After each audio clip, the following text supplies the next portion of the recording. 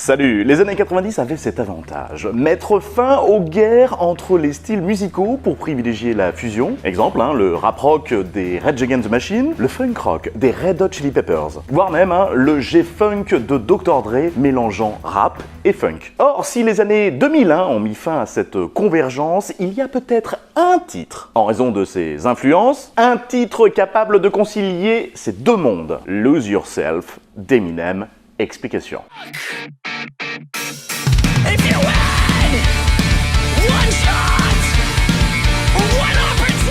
On est en 2002 et c'est sur la BO du film 8 Mile.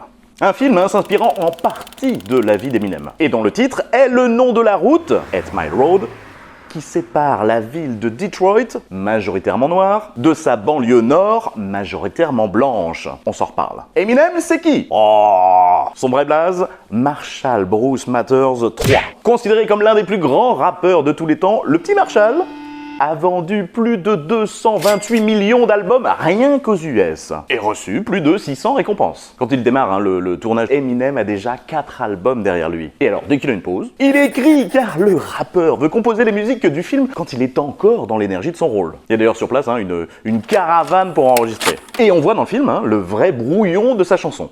Résultat, 3 couplets écrits en 15 minutes et chacun enregistré en une seule prise. Agaçant, oui.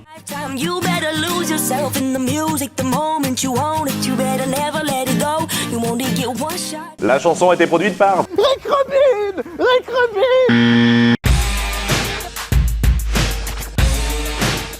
La chanson a été produite par Jeff Bass, qui a notamment taffé avec l'artiste funk George Clinton, et qui possède un label avec des artistes rap et rock. Tiens. Mais ce titre a été aussi produit par Louis Resto, collaborateur du rappeur Tupac ou de la chanteuse rock Patti Smith. Oui, pas étonnant, donc d'entendre ici un contre-pied du hip-hop. Des corps, des bois, des cordes, des claviers, de la batterie et des tonnes d'effets. En écoutant la démo, on se rend compte d'ailleurs à quel point ces ajouts sont un banger pour le refrain.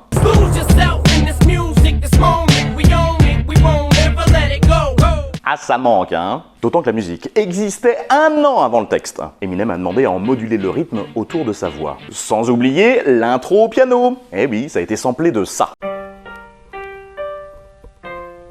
A wise man once told me. Et, je sais pas si tu l'avais remarqué, des chœurs assez discrets de l'artiste.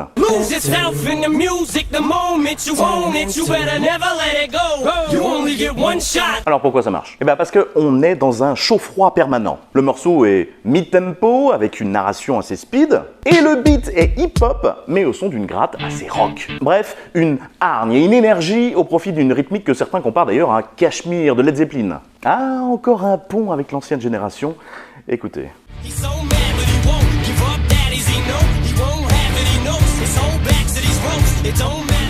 Bon, écrire via un personnage fictif tout en y plaçant des éléments de son vécu, Eminem l'avait déjà fait à travers son alter ego.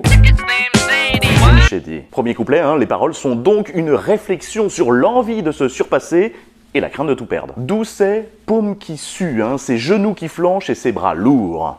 Et là, on est toujours dans le personnage du film. Vient ensuite le passage sur la célébrité, l'éloignant notamment de sa fille qu'il reconnaît à peine quand il revient chez lui. Ok, mais c'est véritablement au 3e couplet que les deux vies s'entremêlent. Eh oui, la parole, et ce n'est pas un film, il n'y a pas de Mehdi Pfeiffer, c'est ma vie. Oui, mais qui, c'est l'acteur dans 8 Mile. Il y a là donc une vraie inversion de l'état d'esprit du narrateur, déterminé à saisir sa chance. Le succès est ma seule option, pas l'échec. Oui, c'est pour que le titre soit même comparé à Eye of the Tiger de Survivor. Oui, le titre de la BO de Rocky III. En commun, l'underdog, cet outsider que personne ne s'attendait à voir gagner. Car le personnage du film n'est pas encore roi. Oui, ce recordman mondial boosté par le producteur Dr. Dre, et dont le spectateur sait déjà la trajectoire. Eh oui, on sait que l'histoire lui donnera raison. Comme Elvis, Eminem va incarner un courant de la musique noire américaine, tout en choquant les puritains, d'où cette frontière de la 8 Mile Road, située entre deux univers. Alors certes,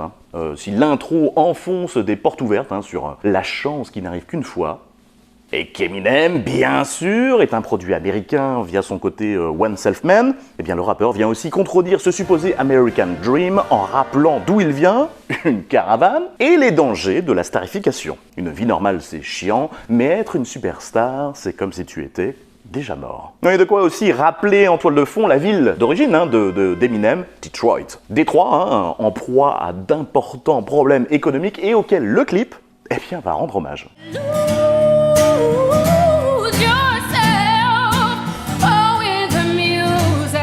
La vidéo illustre plusieurs segments du film, mais aussi de la vie d'Eminem. L'ostracisme des communautés rap en raison de sa couleur de peau, ou encore ses difficultés personnelles comme sa mère alcoolique et son petit ami mauvais payeur. Attends, le plus drôle, c'est que c'est un clip édité par les fans en 2015 qui est une des vidéos les plus vues du web, dépassant le milliard. Oui, le clip originel du label, lui, il a été longtemps bloqué pour réclamation de droits d'auteur. Ça s'invente pas. Et attends, c'est pas la seule répercussion.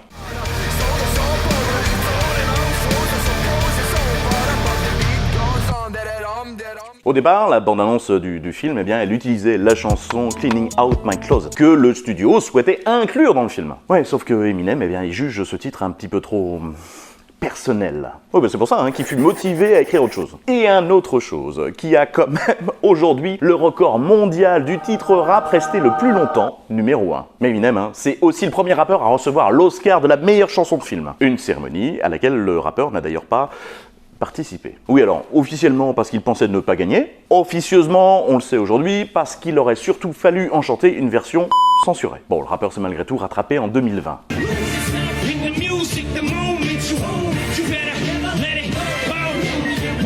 Depuis, les paroles ont notamment été utilisées par un juge de Washington lors de la prononciation d'une sentence en 2015. Les paroles « il y a déjà du vomi sur son chandail, les spaghettis de sa mère », tout ça est devenu un mème quand un internaute raconte une anecdote gênante. C'est même devenu un resto ouvert par Eminem lui-même. Enfin, autre exemple, en 2020, c'est le milliard de streams qui est dépassé sur Spotify avant de recevoir les honneurs de Fortnite l'année dernière.